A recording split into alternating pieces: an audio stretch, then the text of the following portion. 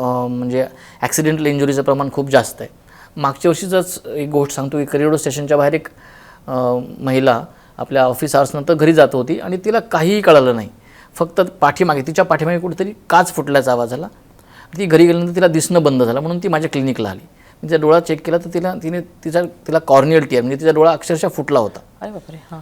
तिला हिस्ट्री विचारली तेव्हा तिला काही हिस्ट्री सांगता नाही. जेव्हा CCTV फुटेज तिथलं चेक केले गेलं तेव्हा तिथे एक बाजूला माणूस तो एक बॉम्ब, सुतळी बॉम्ब म्हणतात, तो बॉम्ब एका बाटलीमध्ये घालून फोडत होता.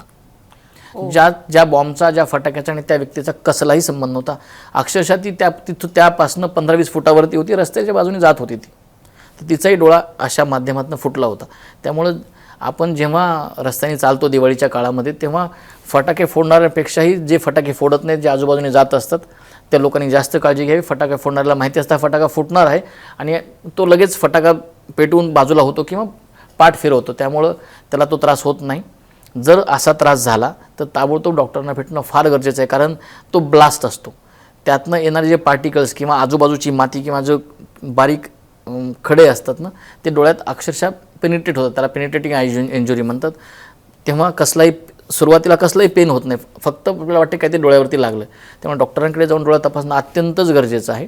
मायनर सिम्पटम्स असतील, फक्त डोळ्यात दारूचा हात लागला असेल वगैरे वगैरे, तर डोळे धुवून ते क्लिअर होईल. पण डोळे धुण्याचं प्रमाण पण अक्षरशः 10 ते 15 लिटर पाण्याने डोळे स्वच्छ धुवायला हवेत, कारण ते केमिकल बर्न किंवा जर वाफ आली तर ते बर्न कॉर्नियावर होऊन कॉर्निया कायमचा डॅमेज होऊ शकतो.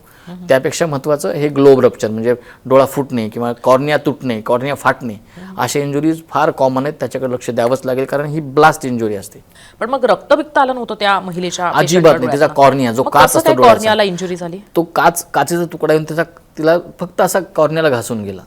तो तिला अजिबात कळाला नाही. ते पेनलेस, तिला काहीच हिस्ट्रीच नव्हती. जेव्हा पोलिसांना सांगून आम्ही CCTV फुटेज चेक केलं तेव्हा कळलं की तिच्या पाठीमागे हे घडलं होतं. पण पोलिसांकडे का जावं लागलं म्हणजे ह्या केस? ते आपण जेव्हा अशी केस येते ना तेव्हा पोलीस रिपोर्ट करतो आपण की अशी केस आलेली आहे, म्हणजे ते एक फॉर्मॅलिटी असते.